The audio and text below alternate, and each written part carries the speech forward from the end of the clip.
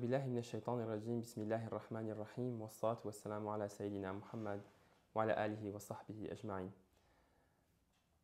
Un des traits de personnalité marquants du prophète sallallahu alayhi wa sallam réside dans la qualité de l'amitié du prophète sallallahu alayhi wa sallam. Le prophète sallallahu alayhi wa sallam, c'était un excellent ami. Et quand on parle de compagnons, et ce qu'il faut comprendre, c'est que les compagnons, c'était les amis du prophète sallallahu alayhi wa sallam. Il y a une vraie relation d'amitié avec tout ce que ça comporte d'affection, d'amour, de loyauté, qui réside dans cette relation de compagnonnage entre le prophète sallallahu alayhi wa sallam et les compagnons. Le terme de compagnon ici, il est porteur d'énormément d'amitié et d'amour en fait. Et cela, on le voit vraiment dans les comportements du prophète sallallahu alayhi wa sallam, tels qu'ils ont été décrits par les compagnons. Un exemple très simple, c'est la disponibilité du prophète sallallahu alayhi wa sallam.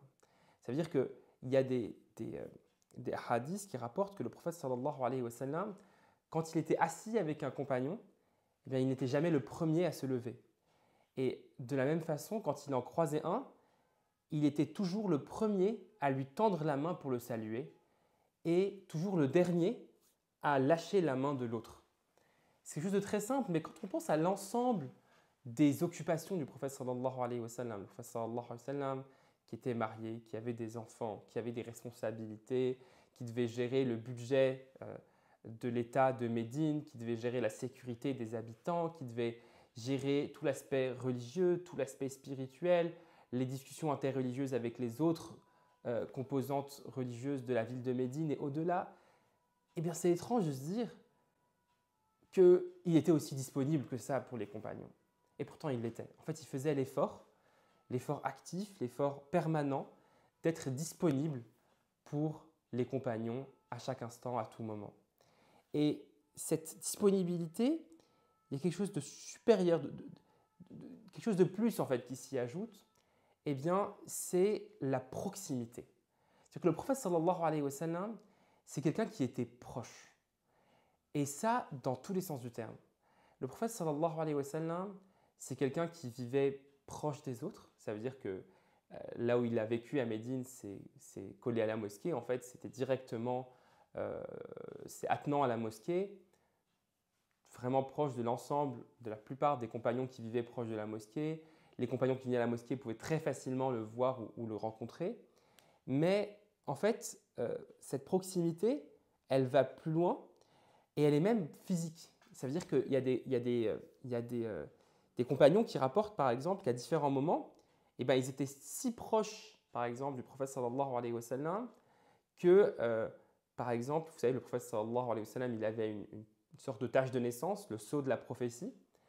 Et il y a des compagnons, quand ils décrivent le sceau de la prophétie, ils disent j'étais tellement proche du sceau de la prophétie que si j'avais voulu me baisser et l'embrasser, j'aurais pu le faire. Voir la proximité physique, il n'y a pas cette distance, il n'y a pas vous savez, cette froideur, ce côté peut-être un peu hautain que certains peuvent avoir. Non, pas du tout. Le prophète sallallahu alayhi wa sallam, il est disponible, il est là, il est proche de toi en fait, le prophète sallallahu alayhi wa sallam.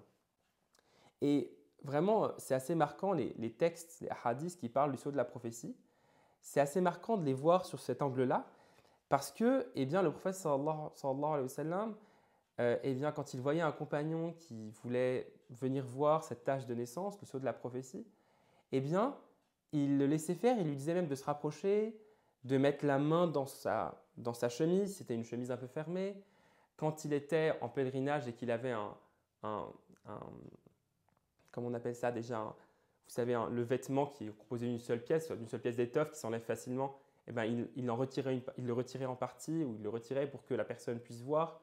C'est pour ça qu'il y a des descriptions du toucher du sceau de la prophétie. Il y a des descriptions de gens qui ont touché le dos du prophète sallallahu alayhi wa sallam, alors que c'est pas, voilà, c'est des gens, c'est pas sa famille, c'est pas son cercle extrêmement intime. Et c'est parce que le prophète sallallahu alayhi wa sallam, il était disponible et proche des compagnons à tout instant, à tout moment en fait. Le prophète sallallahu alayhi wa sallam. Un autre exemple sur cette disponibilité, sur cette proximité, c'est qu'il y a des hadiths où les compagnons rapportent qu'ils ont fait le wudu dans le même récipient que le prophète sallallahu alayhi wa sallam.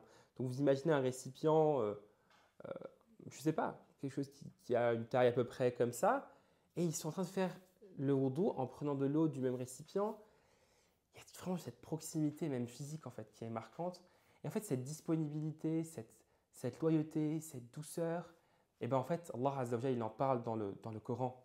Et Allah Azza wa Jal, dans le Coran, dans la sourate 3, dans la sourate Al-Imran, il dit, Allah Azza wa Jal, en décrivant le prophète sallallahu alayhi wa sallam, c'est par un effet de la grâce de Dieu que tu es si conciliant, si doux envers les hommes.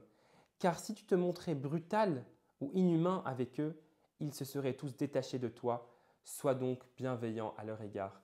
Et Allah Azza wa Jal lui-même, du coup, eh bien, il parle de cette proximité, de cette douceur du prophète Muhammad sallallahu alayhi wa sallam. On demande à Allah Azza wa Jal de nous permettre de le rencontrer, d'être à ses côtés dès les premiers instants du jour du jugement dernier et d'être à ses côtés au paradis, Inch'Allah. Salam alaikum.